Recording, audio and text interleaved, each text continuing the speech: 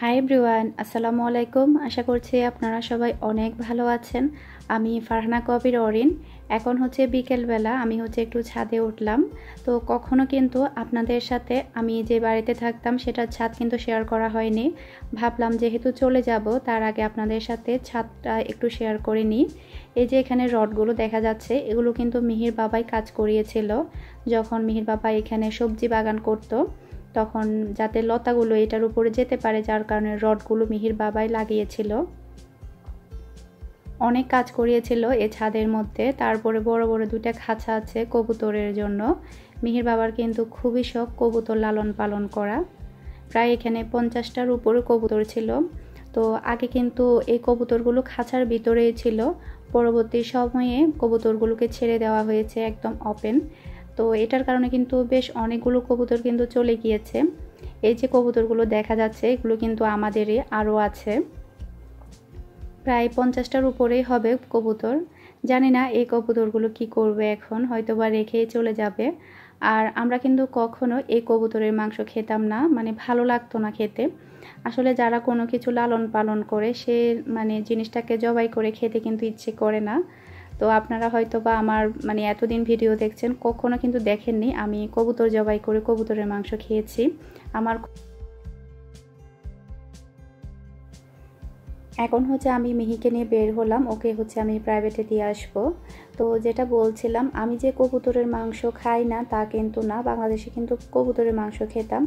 কিন্তু এখানে কেমন যেন মিহির বাবা যখন কবুতরগুলো লালন পালন করে, কবুতরের বাচ্চাগুলো যখন একটু বড় হয় তখন ও একবার আমাকে রান্না করতে বলেছিল। প্রায় আমি 3টা কি 4টা মতো রান্না করেছিলাম। তখন কিন্তু ওই মাংসগুলো আমি খাইনি, আমার কেমন যেন খেতে ইচ্ছে করছিল না, কষ্ট লাগছিল খেতে। তো এরপর থেকে কিন্তু আমি আর কখনো রান্না করিনি, শুধু একবারই রান্না করেছিলাম। আর কবুতরের বাচ্চা যখন বড় হয় আমরা বিভিন্ন ফ্যামিলিদেরকে দিয়ে দিই। তারপরে হচ্ছে এমনিতেই কিন্তু বাচ্চাগুলো বড় হয়ে যায়। এভাবে করতে করতে কিন্তু কবুতরগুলো বেশি হয়ে গিয়েছে। প্রথম প্রথম কিন্তু এতগুলো ছিল না, অল্পই ছিল। ওই যে আমরা বাচ্চাগুলো খাই না, বড় হয়ে গিয়েছে। আমি হচ্ছে সন্ধ্যা নাস্তা করার জন্য বাহিরে থেকে হচ্ছে পিৎজা আনিয়েছি। তো একটা ভাবি এসেছে আমার সাথে দেখা করার জন্য, যেহেতু আমরা চলে যাব।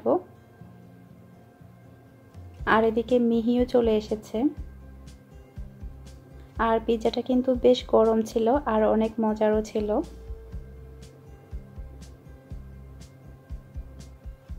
এটা হচ্ছে পরের দিন সকাল, মঙ্গলবার, আজকে হচ্ছে মঙ্গলবার। তো সকালের জন্য হচ্ছে আমি 2 পিস পিৎজা ছিল সেগুলো হচ্ছে আমি গরম করে নিচ্ছি। আর আজকে হচ্ছে আমাদের নতুন বাসায় চলে যাওয়ার কথা ছিল, কিন্তু আমরা আজকে যাচ্ছি না, আগামীকালকে যাব, আল্লাহ তাআলা যদি বাঁচিয়ে রাখে। কারণ হচ্ছে যে বাসাটা আমরা নিয়েছি ওটা কালকেই খালি হয়েছে। আর মিহির বাবা ওটা একটু পরিষ্কার করছে, আর ওখানে কয়েকটা লাইট হয়তো বা নেই, টয়লেটে কিচেনে।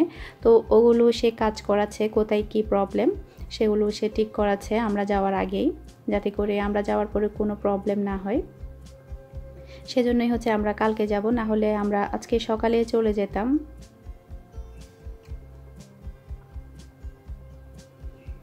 আর এদিকে হচ্ছে আমি চা বানিয়েছি।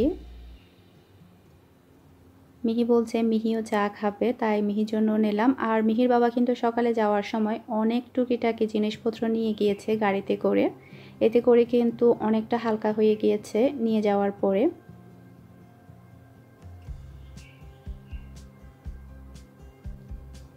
পিৎজাটা গরম হয়ে গিয়েছে, এখন হচ্ছে আমরা সকালের নাস্তাটা করে নিব।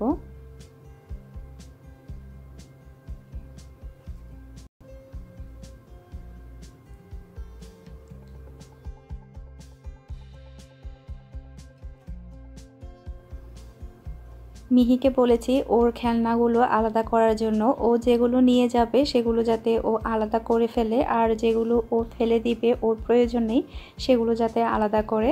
আর এদিকে টিভিটাও খোলা হচ্ছে, টিভি খুলে আবার বক্সে ভরে নেবে। টিভির বক্সটা কিন্তু আমরা রেখে দিয়েছিলাম, যদি কোনো সময় মুভ করা হয় তখন কিন্তু প্রয়োজন হতো, সেজন্যই রেখে দিয়েছিলাম। দেখুন এখন কাজে লেগেছে। এখন হচ্ছে দুপুর হয়ে গিয়েছে, আমি হচ্ছে ভাত বসিয়ে দিয়েছি, তারপরে রান্নাও করতে হবে। এখানে কিছু প্লেট বাটিও আছে, সেগুলো ক্লিন করতে হবে। এখন হচ্ছে আমি প্লেট বাটিগুলো ক্লিন করে নিব। তারপরে এদিকে হচ্ছে আমি মাটন ভিজিয়েছি দুপুরে রান্না করার জন্য।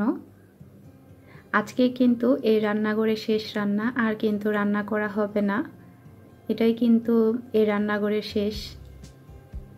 আসলে অনেক বেশি মিস করব। সে সাথে অনেক আপুরা কিন্তু আমাকে কমেন্ট করছে, অনেক আপুরাই কিন্তু আমার এই রান্নাঘর তারপরে হচ্ছে আমার এই ঘরটাকে মিস করবে। আসলে আমার এই ঘরটা যে খুবই সুন্দর তা কিন্তু না, মানে পুরাতন বাড়ি যা হয় আর কি। তারপরও মানে এবার এটার প্রতি কিন্তু একটা মায়া জমে গিয়েছে।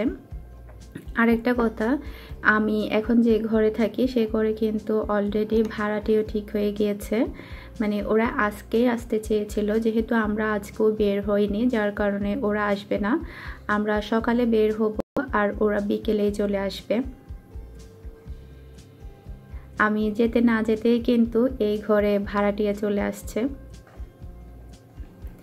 আর কলকাতার ভাবি যে সাইডে থাকতো ওটা এখনো ভাড়া হয়নি, ওটা এখনো খালি আছে, ওটাও হয়তো বা ভাড়া হয়ে যাবে, থাকবে না। আমার এই সব কিছু হয়তো বা অন্য একজন ব্যবহার করবে। আর বাহিরের গাছপালার কথা অনেকেই জিজ্ঞেস করেছে, ওগুলো কিন্তু যেরকম সেরকমই আছে। আমি যে সিমের বীজ রোপণ করেছিলাম ওগুলো বড় হয়েছে, মানে আমি লতাগুলো একদম উপরে উঠে গিয়েছে, মানে ওখানে ব্যবস্থা করা হয়েছে লতাগুলো যাতে উপরে উঠতে পারে। তারপরে লেবু গাছ, তারপরে আরও অনেক আপুরা অনেক কথাই বলছে। আসলে আমি বুঝতে পারছি আমার সাথে সাথে কিন্তু অনেক আপুরা কিন্তু আমার এই সব কিছুই কিন্তু মিস করবে, যেহেতু পুরো একটা বছর আমি এই বাড়িতে থেকেই কিন্তু ব্লগ করেছি। আমার চ্যানেলটা আমি ওপেন করেছি পুরো একটা বছর কিন্তু হয়ে আসবে কিছুদিনের মধ্যেই।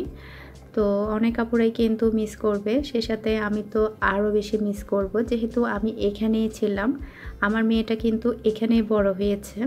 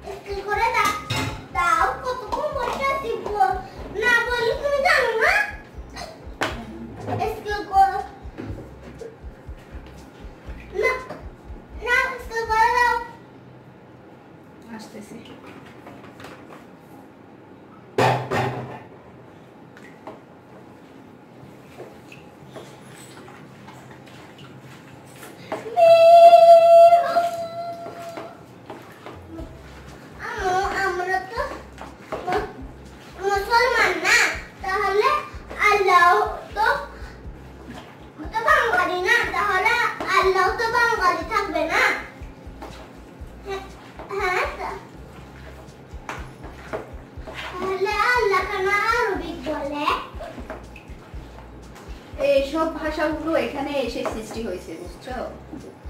তাহলে আমরা তো বাঙালি, আমাদের কথা আল্লাহ বুঝে, সব কথাই আল্লাহ বুঝে। তাহলে আল্লাহ শুধু আরবি কেন বলে? আল্লাহ বাংলাও বলতে পারে, সব বলতে পারে। তাহলে আল্লাহ শুধু ইয়া কেন বলতে পারে, আরবি কেন বলে শুধু? আর আরবিক। কে বলছে আল্লাহ শুধু আরবিক বলে? তাহলে আমি তো শুনি নাই যে আল্লাহ যে অনেক কিছু কথা বলে। আমি তো শুনতে শুনছি যে আল্লাহ যে শুধু আরবিক কথা বলছে। আল্লাহ আরবি ভাষা অনেক বেশি পছন্দ করে। তাহলে আমি কেন শুনি নাই? আম্মু, তোমার এই প্রশ্নের উত্তর আমি কিভাবে দিব বলো? শুনলি কেন বলো না? তুমি শোনো নাই কেন? আচ্ছা শুনবই, অপেক্ষা করো। ওকে, কখন শুনবো? সময় হলে। এখন হচ্ছে আমি মিহিকে ভাত খাওয়াতে বসালাম, আর ও বলছে ওকে দেওয়ার আগে যাতে ওর ডলদেরকে আমি দিই। আর ও বেবির জন্য অনেকগুলো ডল রেখেছে, যখন প্রাইভেটে যাব তখন হয়তো বা দিয়ে আসবে। আমার আজকের এই ভিডিওটা আমি আর বেশি বড় করছি না, এখানেই শেষ করে দিচ্ছি। সবাই ভালো থাকবেন, সুস্থ থাকবেন, আমার জন্য দোয়া করবেন। আর আগামীকালকে আরও একটি নতুন ভিডিও নিয়ে হাজির হয়ে যাব। আজকের মতো বিদায় নিচ্ছি। আল্লাহ হাফেজ।